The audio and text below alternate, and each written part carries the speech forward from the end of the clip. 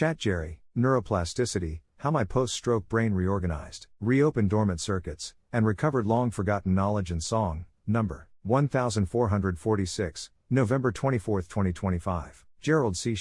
EclaireMD Foundation. Category, Stroke, and Neuroplasticity. Preface. After my hemorrhagic stroke on June 21, 2025, I expected the usual outcomes that doctors warn about: memory loss, slow thinking, and reduced concentration. Instead, the opposite happened. My mind became clearer, my reasoning became deeper, knowledge I had forgotten for from 50 to 60 years returned. The T Trinity model that confused me for 8 years became simple overnight. Even a childhood song forgotten for 70 years resurfaced in my dream. All of these changes point to the same force: neuroplasticity, the brain's natural ability to reorganize and recover. Introduction. Neuroplasticity means the brain can rebuild, reconnect, and strengthen circuits after injury. Most stroke survivors face declines in thinking and memory, but a very small number, usually those with strong lifelong cognitive habits, experience something rare called paradoxical cognitive enhancement. My case fits this rare pattern. My cortex, which handles memory, reasoning, and intelligence, was never damaged. The stroke was confined to the pons, deep in the brainstem.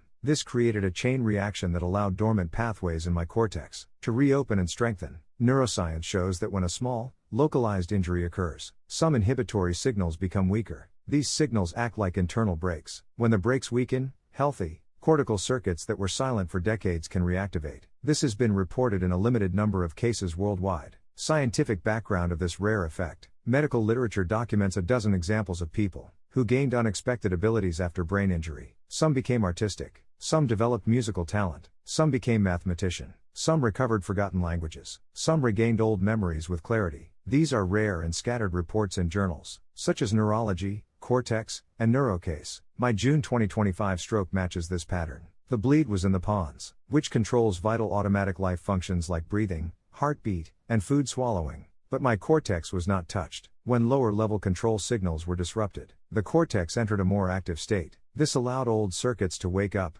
reorganize, and grow stronger. This explains why my reasoning, pattern recognition, learning ability, and field of view improved instead of declining. My stroke event, survival, and memory recovery. A pontine hemorrhage is one of the most dangerous forms of stroke. Mortality can reach 80%. I survived, but I first experienced noticeable memory loss. During the first 10 days, I estimated my memory loss at about 40%. I then self-designed a simple, repetitive exercise test to track my memory recovery. By around day 90, my memory loss had dropped to about 2%. As memory returned, other cognitive functions rose, far beyond my pre-stroke level. How dormant knowledge resurfaced after from 50 to 60 years. One of the clearest signs of neuroplasticity was the sudden return of knowledge from my youth. Two examples stand out. Topology, studied in 1968 in Taiwan, 57 years ago. Stochastic analysis, studied in 1978 at UC Berkeley, 47 years ago. I never used these two subjects during my 50-year career in entrepreneurship,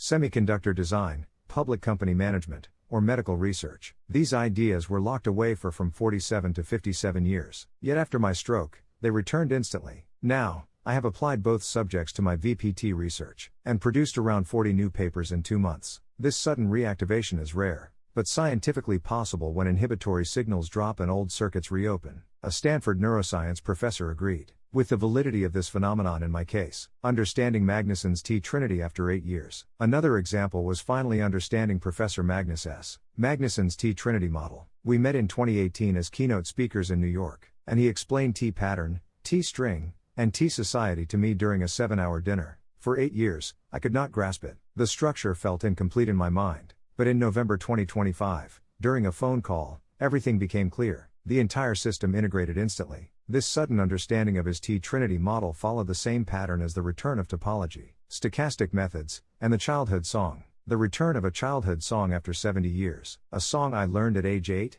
dreaming of home and mother, suddenly resurfaced in my dream. I had not heard or sung it for 70 years. Its return shows that emotional and sensory memory circuits long blocked by internal inhibition were reactivated. Why my cognitive enhancement happened. My cortex was intact. My lifelong cognitive reserve was strong. I spent 7 decades reading, thinking, analyzing, and solving complex technical, business, and medical problems. For 16 years, I analyzed 4 million diseases and health data points. Using my VPT model, these habits built a deep cognitive foundation. When inhibitory signals weakened after the stroke, My cortex reorganized into a more efficient network. Dormant circuits reopened. Old pathways reconnected. Complex ideas became simple. My case among global examples. Only about from 8 to 12 cases of cognitive enhancement after brain injury have been documented globally. Most involve only one area, such as music or art. My improvement occurred across many domains: old academic knowledge, reasoning, pattern recognition, conceptual integration,